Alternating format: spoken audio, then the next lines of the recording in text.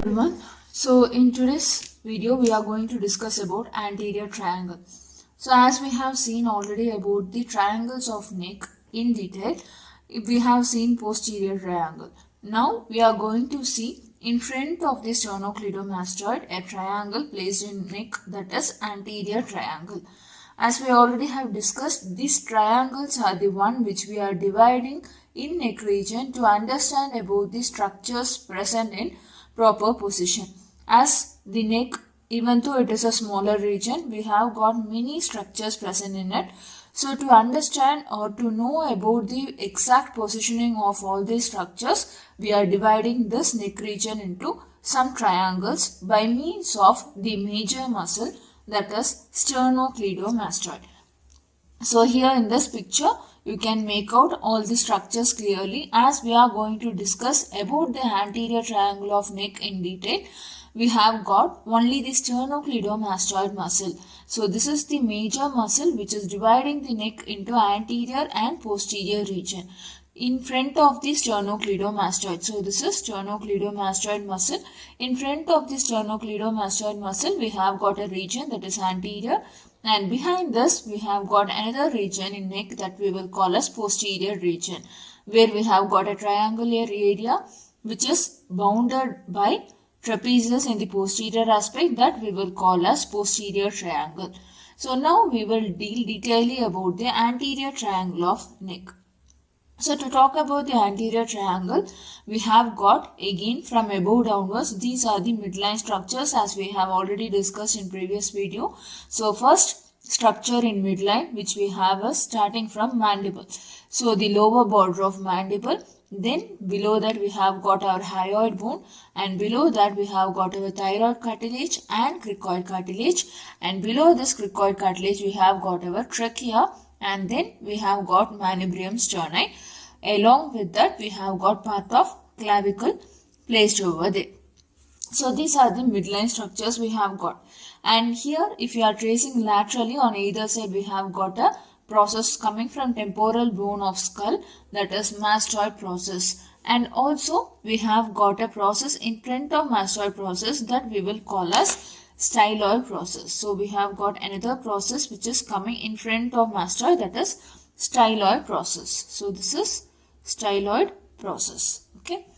Now we are dealing about anterior triangle. On the whole, we will have some boundaries. So anterior triangle of neck boundaries we are going to see in this. So first in the midline, as we know, connecting all this midline structure, we have got anterior midline.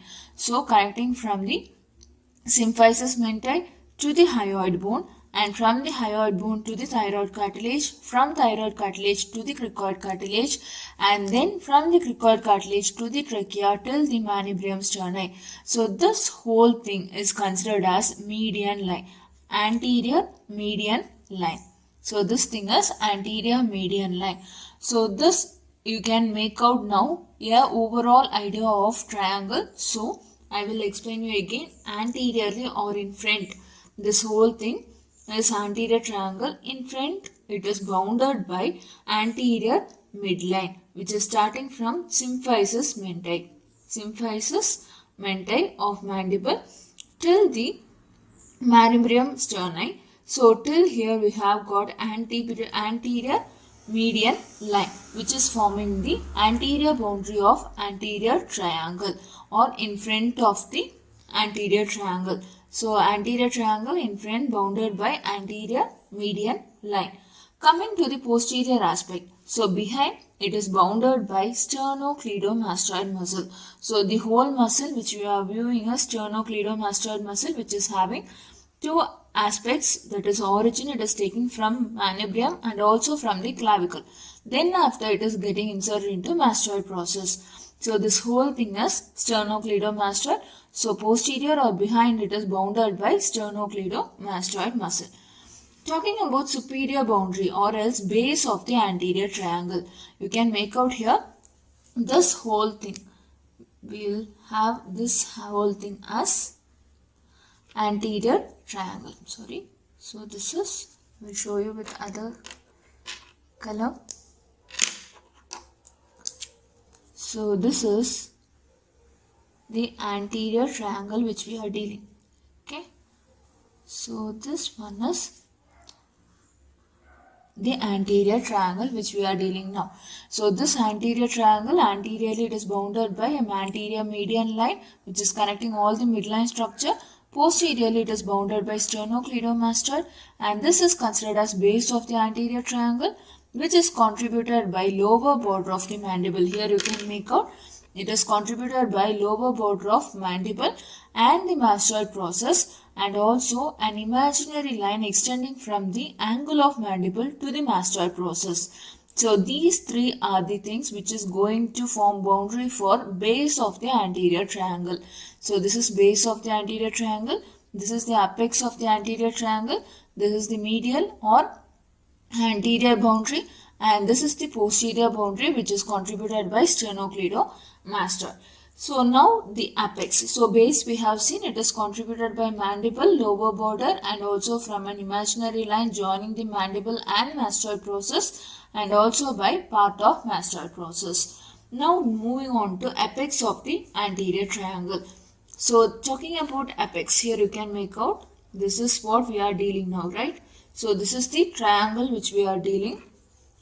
This is anterior triangle. So anterior triangle if we are dealing, this is the apex and this is the base. This is front and this is behind. Front and behind we have already dealt, base also we have seen. Now we are talking about apex of this anterior triangle. This apex is contributed by suprasternal notch. You can make out here, it is contributed by suprasternal notch.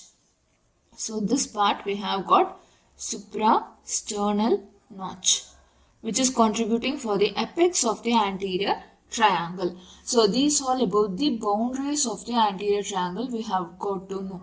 So anterior triangle of neck bounded in front, behind, base and apex, and now we have got roof of the triangle.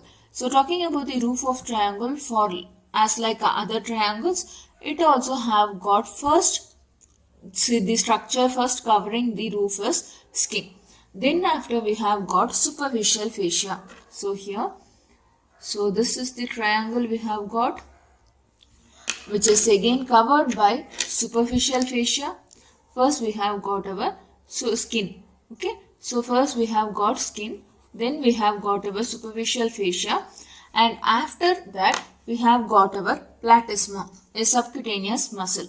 So first is skin, then we have got superficial fascia, and then we have got our muscle, that is platysma.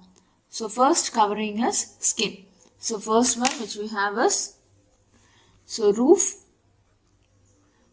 of anterior triangle. First thing we have is skin, and second thing we have is superficial fascia, third is platysma, and then fourth is deep cervical fascia, that is investing layer of deep cervical fascia, where we have got two nerves present in it. That is, we have got cervical branch of facial nerve and also transverse cutaneous nerve. You know, we have got our transverse cutaneous nerve coming from the posterior aspect, and then it is going to divide into ascending and descending branches. So that also will be seen over here. So we have got our cervical branch of facial nerve and also the transverse cutaneous nerve.